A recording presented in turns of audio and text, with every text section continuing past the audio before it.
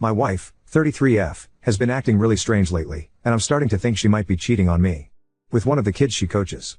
I feel sick even typing that.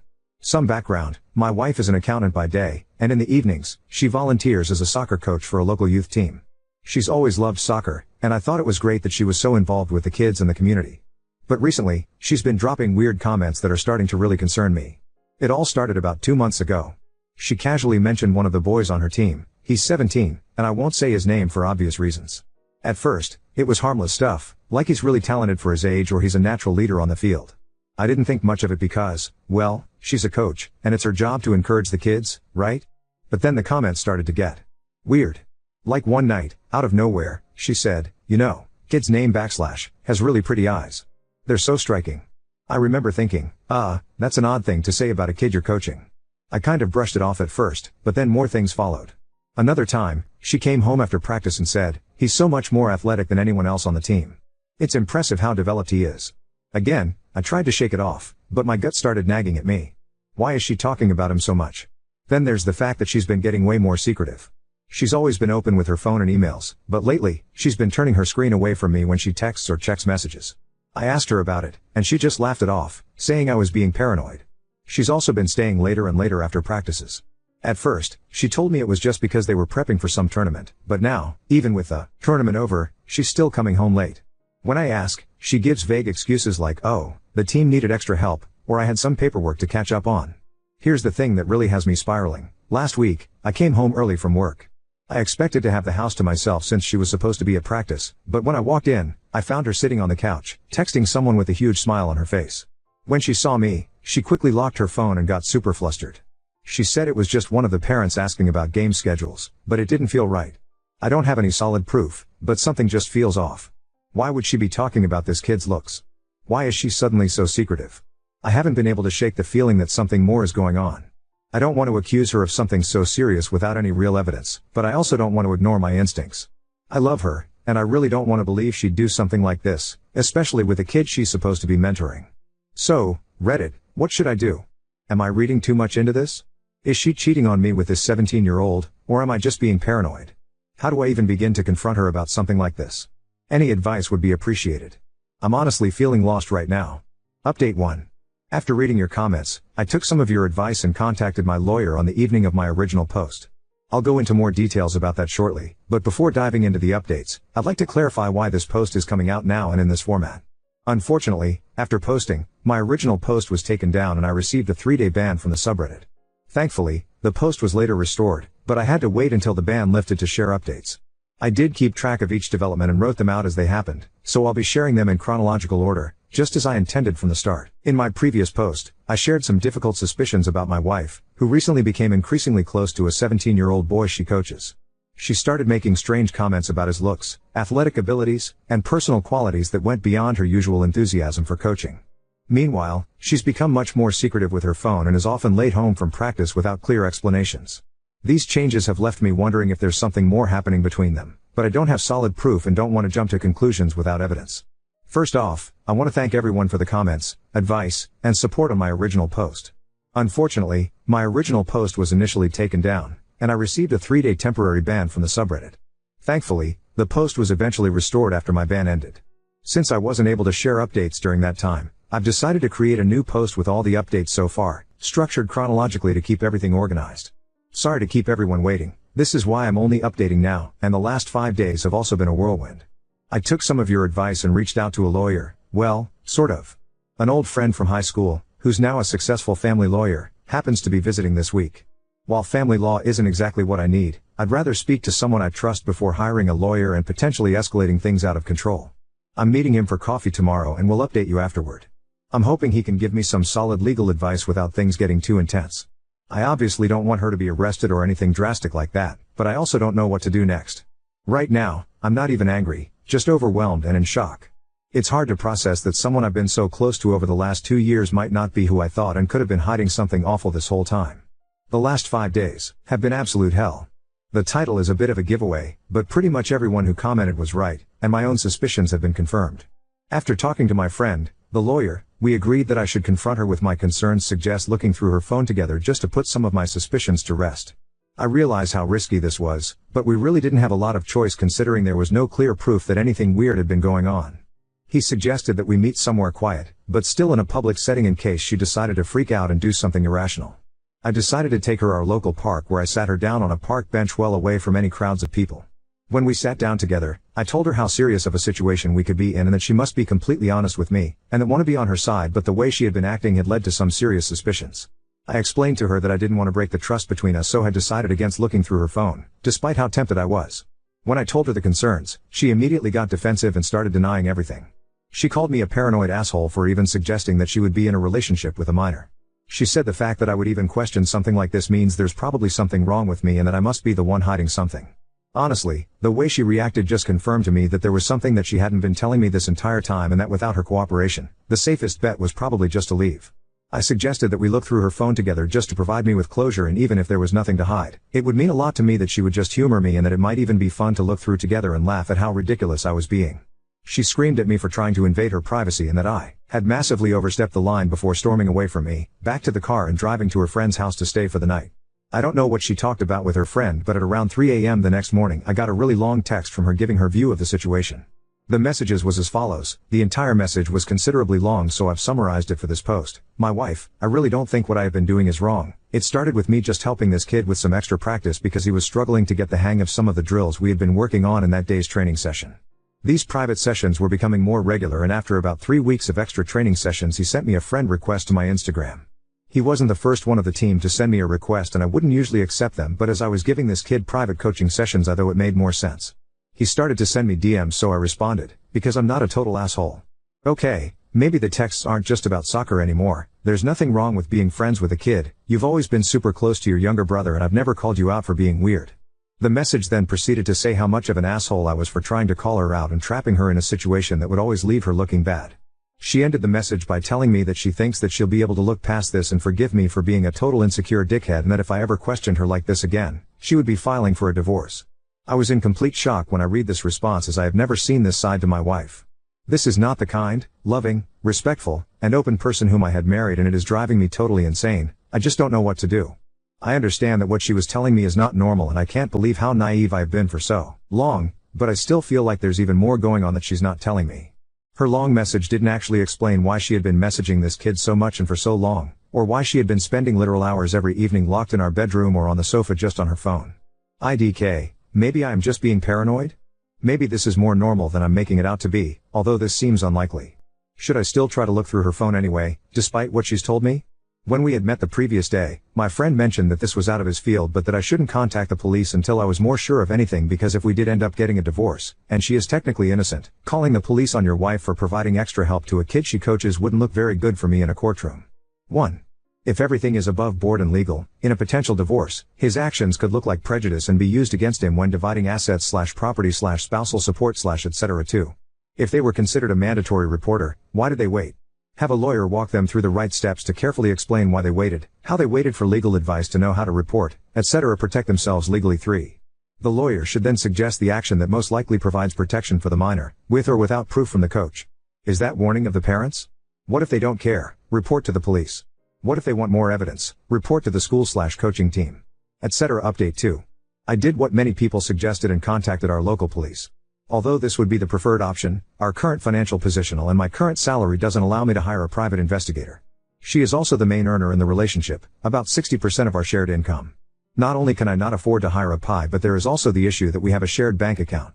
Any poo, or chases. I am aware that it's always smart to have our own individual bank accounts alongside a shared one, but we have been so close as trusting with each other that we haven't really seen the need for this, and having a joint account has never really been an issue. As her job as an accountant, she is mainly in charge of managing our banking, and any large purchases have to go through both of us, just by the way the account is set up.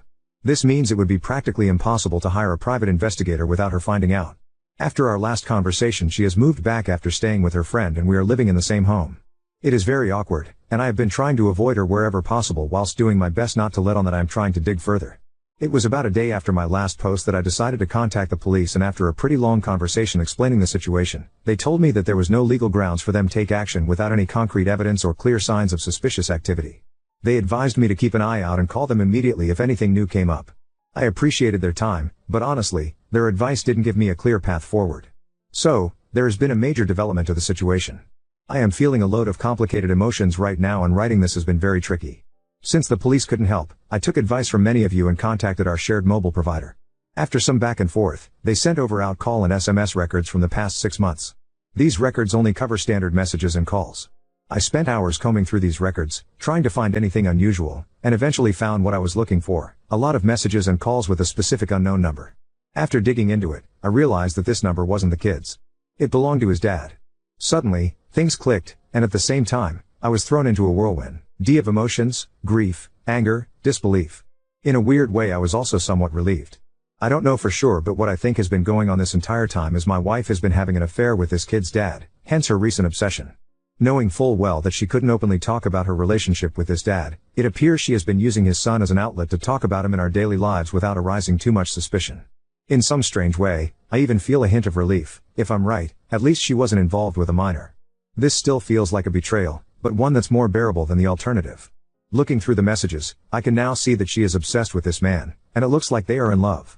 I am distraught that this has been going on now for so long, and that the person who I have trusted and confided in for so long has been lying to me this entire time. I cannot really put the way I'm feeling into words.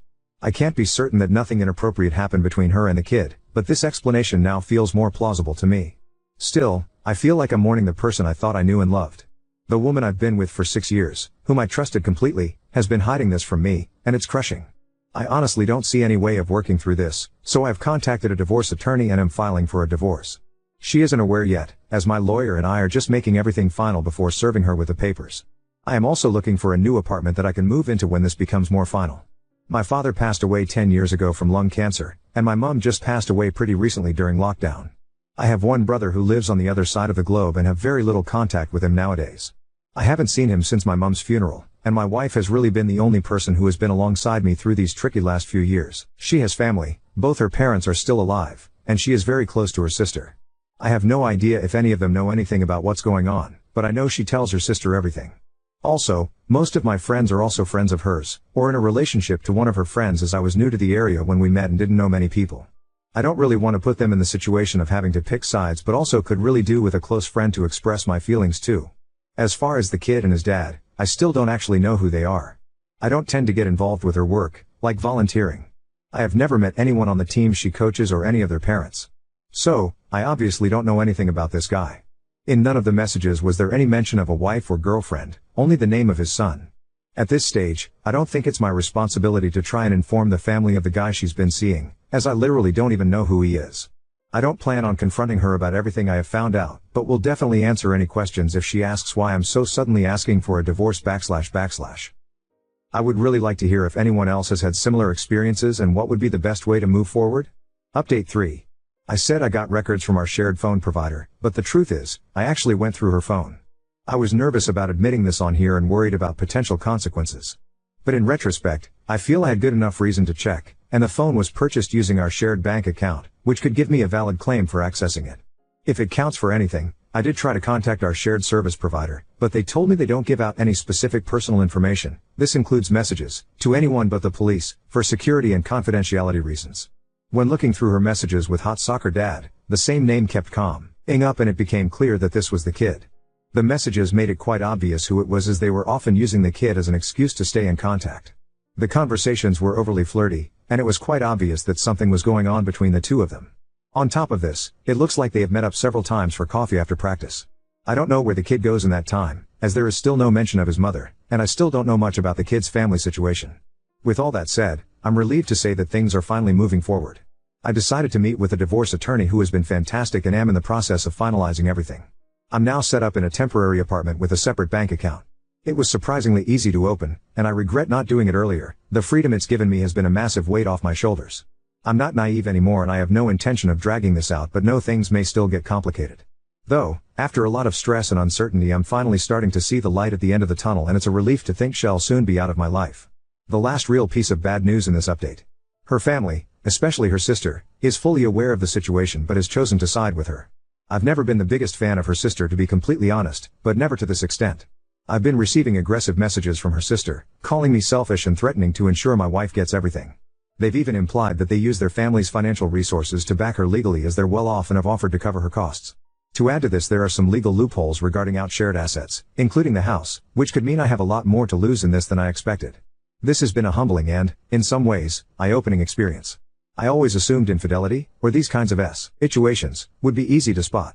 I never expected to be blindsided by my own partner, someone I loved and trusted completely. I realize now that betrayal doesn't fit into near categories or follow obvious patterns. Although this situation didn't turn out to be the predatory relationship I feared, it's shown me that anyone, male or female, can be vulnerable to this kind of manipulation. With the court date likely coming up in the next couple months and the divorce process underway, it feels like I'm nearing the end of this exhausting chapter. I'm incredibly grateful for all the support and insight I've received here. It's been a strange few weeks, but I'm determined to close this chapter and start fresh. I'll keep sharing updates as things progress, though I don't foresee too many more developments. Thank you again for being there. I know I can't respond to everyone, but your encouragement has meant a lot and given me the courage to keep on fighting. Oh, and one more thing I forgot to add. I reconnected with my brother and shared everything about what's been happening. Thankfully, he was really glad I reached out, and he's actually planning to come visit at the end of the year. Now on to second story. Mom stole my identity for a pontoon boat, suggested I declare bankruptcy over their debt, and threatened me with DCFS to keep silent. I knew my mom had her eye on a pontoon boat for the last year. She and my dad retired in 2022, and while they aren't swimming in money, they weren't hurting much for it either, or so I thought. They bought a boat in February for a little over $30,000. I didn't think a lot of it since they always rented a pontoon boat 2 to 3 times a year and didn't appear to have money issues. At the start of July, I began getting my ducks in a row to buy a house. When I applied for a pre-approval, I found out my credit score was barely over 600 and I had an extra $30K plus in debt I had no idea about. Even worse, it was 90 plus days late.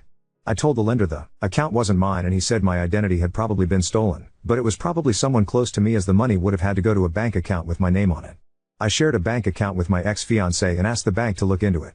They said the account had been closed a couple of years ago, when we broke up, and no attempts to send money to it/take money from it have been made since. I filed a dispute with the company and the credit agencies as it was obvious to me I had been hacked or my identity had been stolen. About a week ago, I got a notice from the company to my apartment, first I had ever heard from them, saying they were going to charge off the account if payment wasn't made. I requested more information from them and they linked me to their fraud department. They were able to tell me where the money was sent. To a bank account from when I was a minor that I shared with my mom. When I called that bank, they confirmed there was activity on the account and the statements show the loan coming in and almost all of the money being transferred into what looks like my mom's account at the same bank. I haven't used that bank in more than a decade. I called my mom and asked her about it and she, after a long pause, said that's how they bought the boat. They made one payment on the account and realized they probably couldn't afford the monthly payment for the next 5 years. When I asked why they hadn't told me, she said it was because they figured I would say no, they were right, and that they had worked hard in their lives and wanted to enjoy retirement. It ended by them saying the boat couldn't be repossessed because it was a personal loan. My mom suggested declaring bankruptcy and I told them I was going to the police. My mom said not to do that because they wouldn't take it seriously.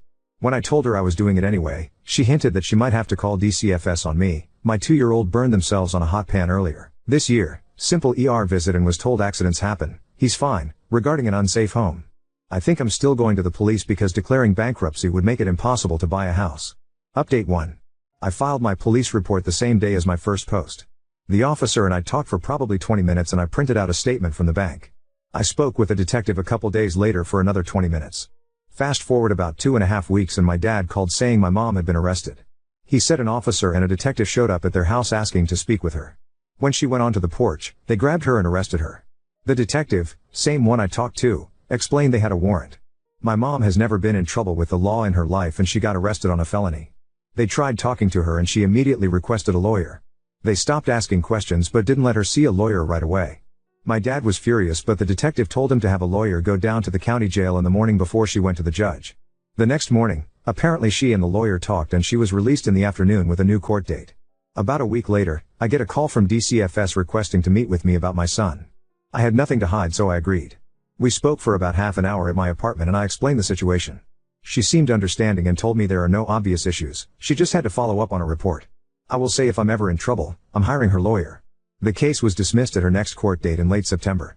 The detective called me the next day and explained the state attorney believed that they wouldn't be able to prove beyond a reasonable doubt she intentionally stole my identity.